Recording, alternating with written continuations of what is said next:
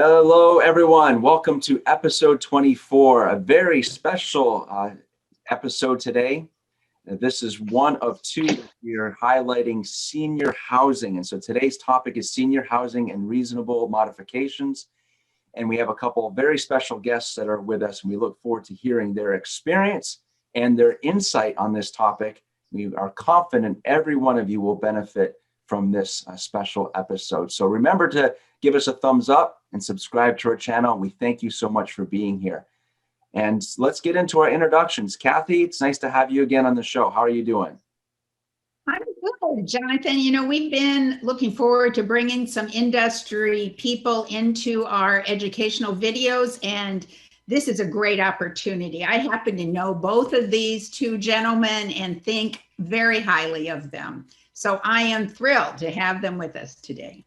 Yes, very nice. Yeah, me as well. It's nice to have some experience and some stories and things that our audience can absolutely relate to. So without further ado, let's welcome Brandon Ball from Wesley Woods Senior Living and George Tucker from Campbellstone. Gentlemen, welcome to the show. Nice to have you with us.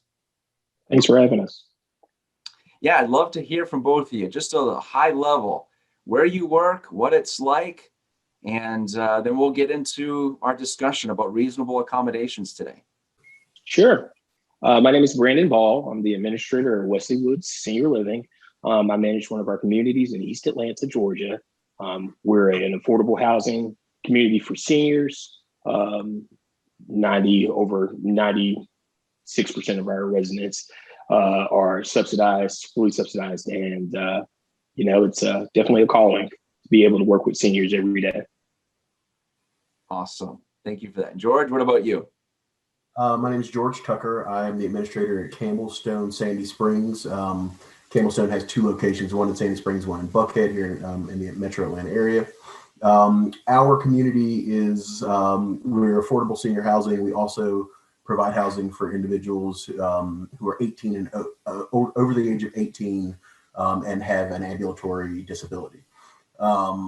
We also have a couple other wrinkles. We have a personal care floor on our ninth floor, which is similar to assisted living. And we also have a mandatory meal program. So there's a couple of different wrinkles that we have. Very nice. And thank you both for giving us that overview. So today's topic, reasonable accommodations and dealing with resident disabilities. So it's interesting, when we were preparing for this show, we went through a lot of different topics, and this was one of the main ones that both of you highlighted is a daily conversation. So let's get into that. So what obligations do you have? Can you kind of take us down that road of what does that look like on a daily basis? What are some typical requests when it comes to reasonable accommodations, and how do you deal with them? Okay, I guess I'll take the lead. You do deal with it quite often. In fact, actually, I dealt with a reasonable accommodation situation just last week. Typically, the requests usually are around making an apartment more accessible to a resident who has some disability. Particularly, the cases that I usually come across usually are around frequent slips and falls. Obviously, it's our goal to reduce those to the bare minimum, none if necessary, if possible. And we usually go in and, we've had residents, because we do have UFAS accessible apartments with roll-in showers, request modifications like that within their apartment. Obviously, that's very expensive. It will be expensive and timely and costly to do. So we find other ways to help mitigate the falls. For suggestion, adding multiple shower bars throughout the apartment, or throughout the bathroom rather. That's one way we kind of help. Also, I know, and it's not exactly common in my community, but George maybe can speak to this. I've heard of communities doing tub cuts so that residents are able to, kind of split the difference between the roll-in shower and, the towel bars to be able to access their apartment, the bathrooms. So going off of the tub cut. So we actually, we did a count 2 years ago of the number of tub cuts we have. We have 197 units in our building, and we had somewhere around like 45 or 50% were tub cuts. So that was, I guess historically that was an easy accessibility feature we could add, add to the units to help individuals. So, but now we, because we have half of our building has tub cuts, and we keep finding residents who don't want tub cuts anymore. So we've kind of put a moratorium on any additional tub cuts, and we'll give if somebody, people often come into the community and they'll take the first unit they can get because they've waited for a long time, and then they get in there and they're like, oh, I don't care too much for that. So now we'll allow those people to transfer out, but they do have to wait for a unit that doesn't have a tub cut. Very good. Jonathan, we probably need to mention here that we're talking about reasonable modifications when we alter a unit based on a resident's disability-related need. For both Brandon and George, since their properties are HUD subsidized, they have to pay for any modifications that are reasonable that a resident needs. That is a big difference between private market senior housing, because in private market, it's the resident that pays for modifications, whereas in their case, the property has to pay. And as Brandon was mentioning, sometimes these modifications, especially if you're going to be ripping out a bathtub and putting in a roll-in shower, can be very expensive. George and I know firsthand the expense going into that. We both work together at the community I now manage. We had a large renovation project where we, as I spoke to earlier, converted a number of units into UFAS accessible units. And, obviously going through construction, permitting, things like that, it can be cost prohibitive for the organizations that are maintaining and managing these communities to make certain accommodations. So just finding a way to meet in the middle. Mm-hmm. Very good. Yeah, thank you for explaining that. So that leads us into another item that you mentioned comes up often, and dealing with allergies. So senior living, senior housing, reasonable modification, accommodation, and allergy situations. So how are you dealing with those types of requests? I think we've kind of had a sea change of our thought process on dealing with allergens. So it used to be where all of our units were carpeted, but just tastes have changed, and people are wanting more of the hard flooring now. We looked at like kind of the cost benefit analysis of it. We get a longer stay out of we get a longer useful life out of this hard flooring than we do the carpet that we used to have.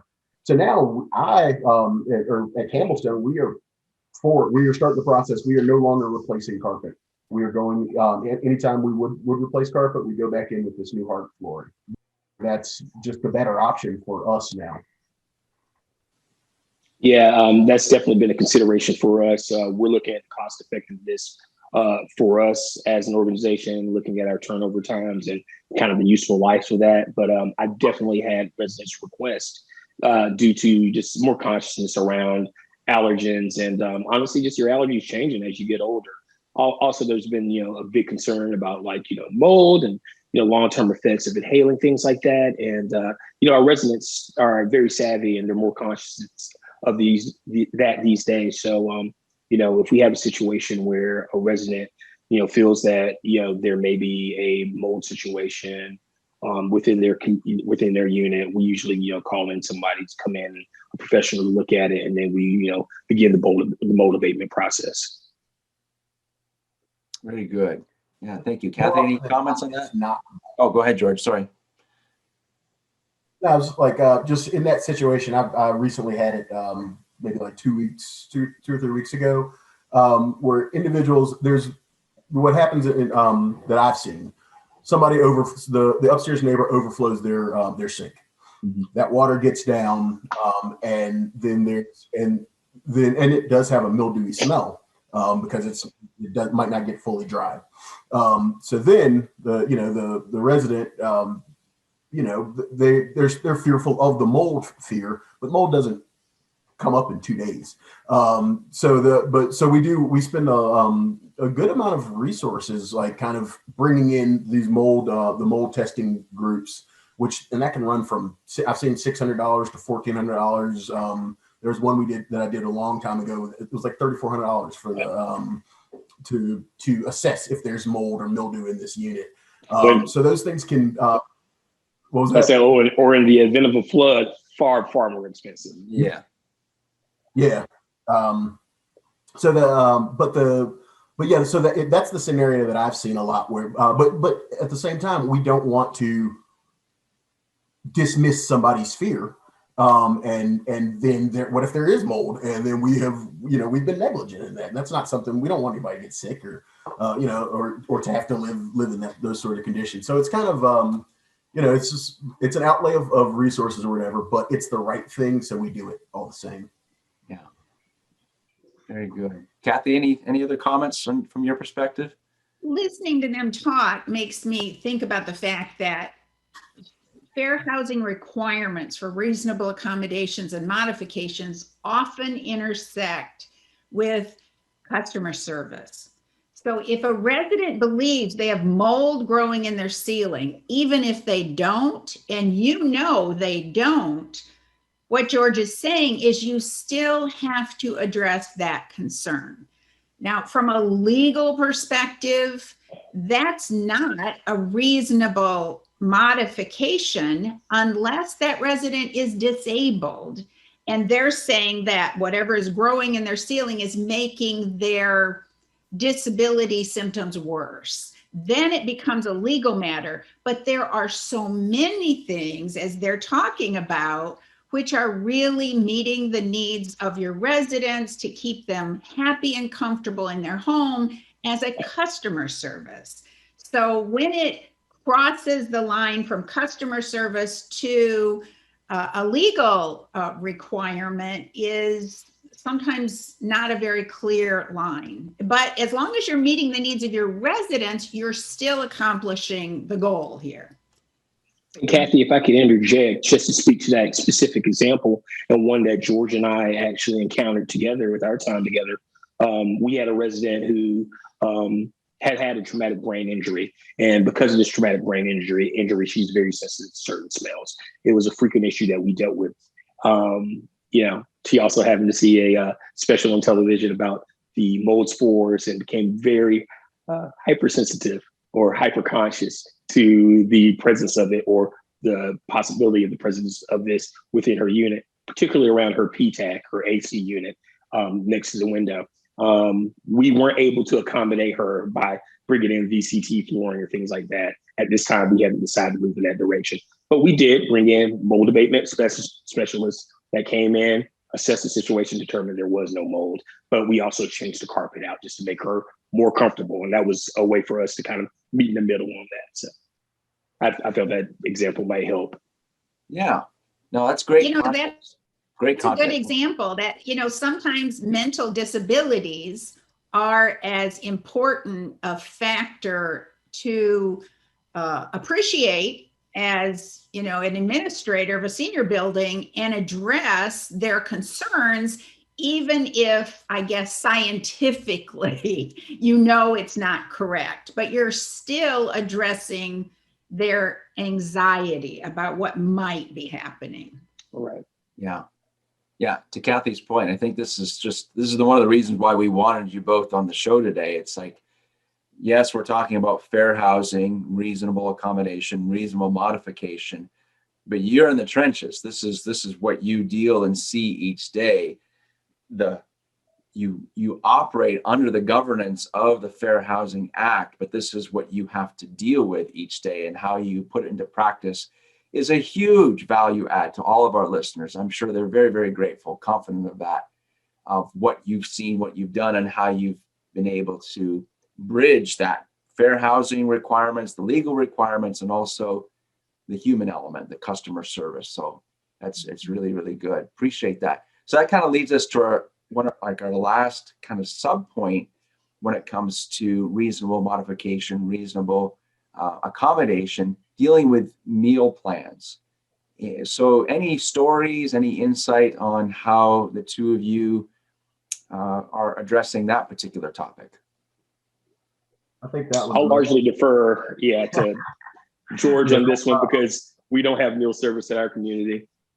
Yeah, it's an outlier that we have a meal. We have a mandatory meal program at Campbellstone that offers 26 meals a month to a resident for what is cheaper than you going out and buying 26 meals. And that is actually probably the lion's share of reasonable accommodations that I deal with, and it's reasonable accommodation to our policy because it's mandatory in the lease. But there are individuals who have, we offer two exceptions, medical, like a medical reasonable accommodation or a work reasonable accommodation. If you physically are unable to be there because your work schedule keeps you out of the building between 11 and 5:30 when our 2 meals are served, then that would be unreasonable to ask to require that you pay for that. And then the medical is, there's a myriad of different physiological issues that can make somebody unable to eat the food that we provide in our dining hall. Although, we have our meals are low sodium and they're nutritious meals and they're put together by a dietitian with our dining vendor, and they are healthy meals, but there are still things that some people can't eat. And we, so that's what I deal with the most in terms of reasonable accommodation. And with Kathy's assistance, actually, we were able to create our reasonable accommodation forms that the resident fills out that gives us the permission to then send that form over to the physician. Actually, it doesn't have to be a physician; it has to be a person with a intimate knowledge of the individual's disability. It happens to be a physician. Great. But so then we send that over to them. They send it back halfway filled out generally. We send it back to them. The resident gets angry. That's the dance that we do.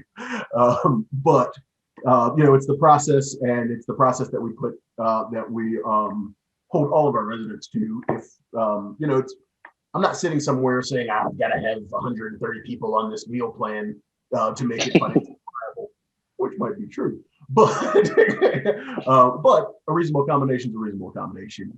If you are unable to eat it and you've gone through the appropriate paperwork and the appropriate process, I have no qualms with providing it. And that paperwork shuffle you just described was the 2 p.m. to 4 p.m. hour of my last Friday. Lots of hats you guys have to wear. So thank you. That's really nicely explained. Appreciate that, George. Kathy, any follow-up comments or thoughts on that? Just to emphasize that because reasonable accommodation is a legal requirement, you want to make sure you have consistent procedures in place and consistent documentation that you follow those procedures. And as long as you do that, you're going to be okay normally. So I'm glad to hear George say he does that, and Brandon, even though it takes time and I know it's frustrating, but I sure am glad you're doing it. Yeah. Excellent examples. And, for our audience, George and Brandon, this is good testimonial on how to make sure you're covering all of your bases on this particular topic. So the purpose of our show, Fair Housing, and today talking about senior living and focusing specifically on reasonable accommodation and modification. We're very grateful for both of you being on the show and providing the real life experience of what it's like working with residents on a daily basis on this particular topic. So thank you so much for being here. We appreciate your comments and your insights today. Thank you for having me. Happy to. Yeah, I'm sure we'll get you back on other future episodes talking about senior housing and senior living for sure. So this has been very, very insightful. So thank you everyone for being here today. This has been episode 24 of the Fair Housing Insiders. We are grateful for you who share this education with your team. And we're grateful for those who are giving us those thumbs up. So we'll see you guys next time. Have a good one. Take care.